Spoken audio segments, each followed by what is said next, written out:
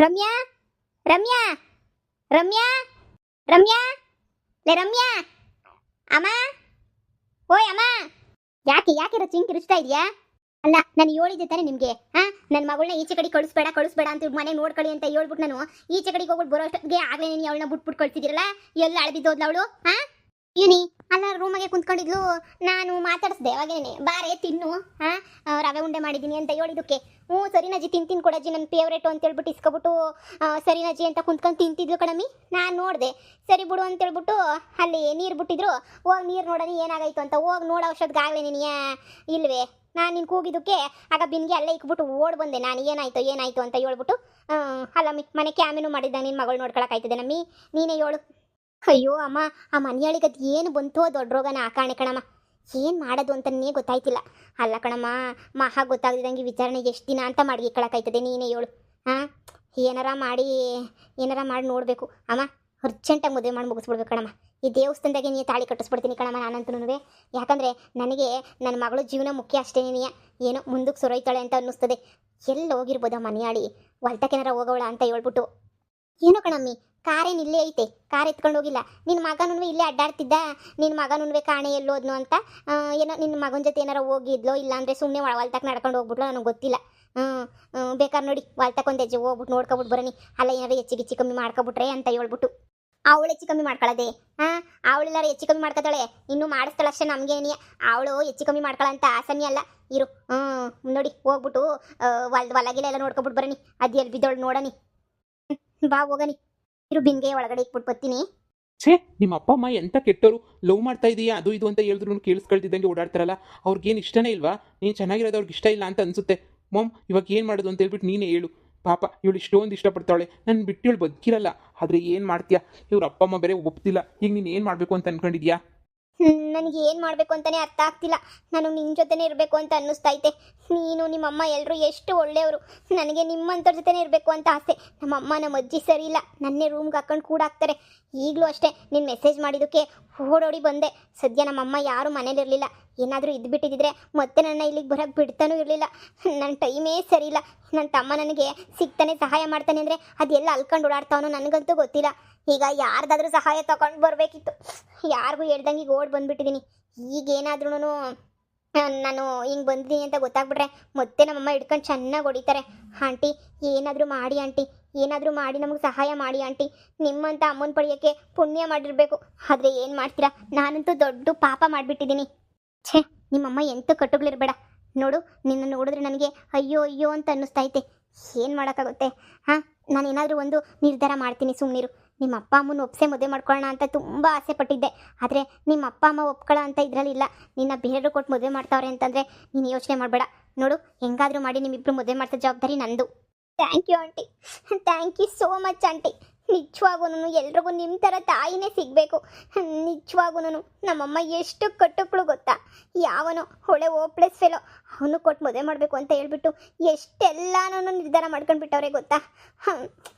ಏನು ಮಾಡ್ತೀರಾ, ಹಳ್ಳಿ ಗಮರ ಹಳೇ ಮನೆ, ಅವನ ಜೊತೆ ನಾನಿರ್ಬೇಕಾ? ಸಾಧ್ಯನೇ ಇಲ್ಲ ನಾನಂತೂ. ನೋಡಿ, ಯಾವತ್ತಿದ್ರೂ ನೀವೇ ನಮ್ಮ ಅತ್ತೆ, ಇವನೇ ನನ್ನ ಗಂಡ ಅಷ್ಟೇ. ಸರಿ ಆಯಿತು, ನಾನಿವಾಗ ಮನೆಗೆ ಹೋಗ್ಲಾ? ನೀವೇನಾದ್ರೂ ನೀವು ನನಗೆ ಫೋನ್ ಕೊಟ್ಟಿದ್ದೀರಲ್ಲ, ಆ ಫೋನ್ ಬಚ್ಚಿಟ್ಕೊಂಡಿರ್ತೀನಿ. ಆ ಫೋನಾಗೆ ಮೆಸೇಜ್ ಮಾಡ್ತೀನಿ. ನನ್ನ ಫೋನು ಸಮೇತ ಕಿತ್ಕೊಬಿಟ್ಟವ್ರೆ ನಮ್ಮಮ್ಮ. ನೀನು ಫೋನು ಯೂಸ್ ಮಾಡಬೇಡ, ಇನ್ನು ಮುಂದೆ ಫೋನ್ ಯೂಸ್ ಮಾಡಲೇಬಾರ್ದು ಅಂತ ಹೇಳ್ಬಿಟ್ಟು ಕಿತ್ಕೊಂಡು ಎತ್ತಿಟ್ಕೊಂಡ್ಬಿಟ್ಟವ್ರೆ. ನಾನು ತಾನೇ ಇನ್ನೇನು ಮಾಡಲಿ ಹೇಳಿ. ನೀವು ಫೋನ್ ಕೊಟ್ಟಿರೋದಕ್ಕೆ ಸರೋಯ್ತು, ಇಲ್ಲ ಅಂದಿದ್ರೆ ನಾನು ಫೋನ್ ಮಾಡೋಕ್ಕೂ ಆಗ್ತಾ ಇರಲಿಲ್ಲ. ಅಯ್ಯೋ ಅಯ್ಯೋ ಅಯ್ಯೋ ಅಯ್ಯೋ ಲೇ ರಚ್ಚು, ಇವಳು ಅದವಳ ಹೆಸರು ಮರ್ತೋಗ್ಬಿಟ್ಟಿದ್ದೀನಲ್ಲ. ಈ ಮನೆಯಾಳಿ ನಿನ್ನ ಗಂಡನ ಲವ್ವರು ರೋಸು. ಅವಳ ಹೆಸರು ರೋಸ್ ತಾನೇ, ನಿನ್ನ ಗಂಡನ ಲವ್ವರು.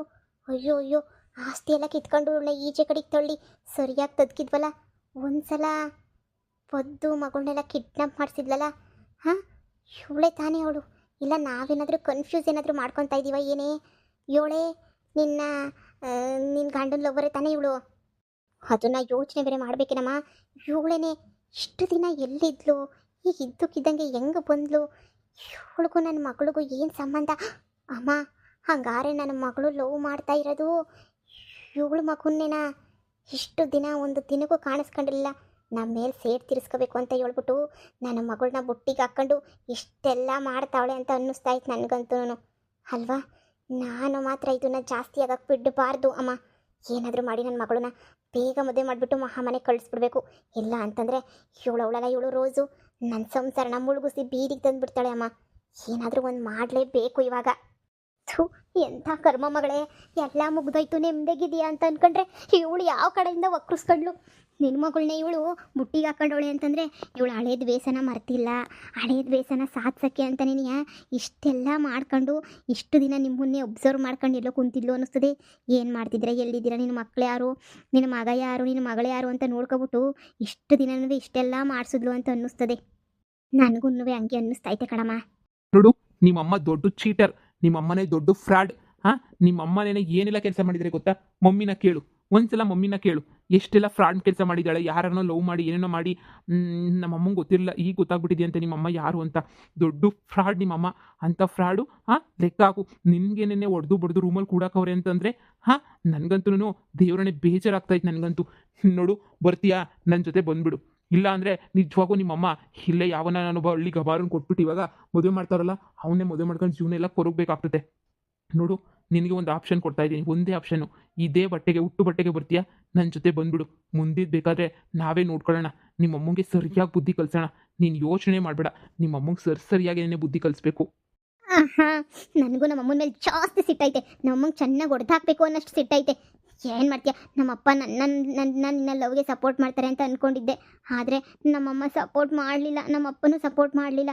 ನೀವು ಹೇಳ್ದಂಗೆ ನಿಮ್ಮ ಜೊತೆ ಬಂದುಬಿಟ್ರೆ ಮತ್ತೆ ನಮ್ಮ ಅಮ್ಮನ ನೋಡೋಕ್ಕೆ ಭಯ ಆಗ್ತೈತೆ ನನಗೆ. ನಮ್ಮ ಅಪ್ಪ ಅಂದರೆ ತುಂಬ ಇಷ್ಟ. ಏನು ಮಾಡಬೇಕು ಅಂತಲೇ ಗೊತ್ತಾಗ್ತಿಲ್ಲ. ಇವಾಗ ನಿಮ್ಮ ಜೊತೆ ಬಂದುಬಿಟ್ರೆ ಮತ್ತೆ ನಮ್ಮ ಅಪ್ಪ ಅಮ್ಮನ ನೋಡೋಕ್ಕಾಗುತ್ತೋ ಇಲ್ವೋ. ಅಯ್ಯೋ ಮಗಳೇ, ಅಂಥ ಅಪ್ಪ ಅಮ್ಮನ ಮೇಲೆ ನೀನು ಎಷ್ಟೊಂದು ಪ್ರೀತಿ ಇಟ್ಕೊಂಡಿದ್ಯಾ ಕಣಮ್ಮ. ನಿನ್ನಂಥ ಮಗಳನ್ನ ಪಡೆಯೋಕ್ಕೆ ಪುಣ್ಯ ಮಾಡಿರಬೇಕು.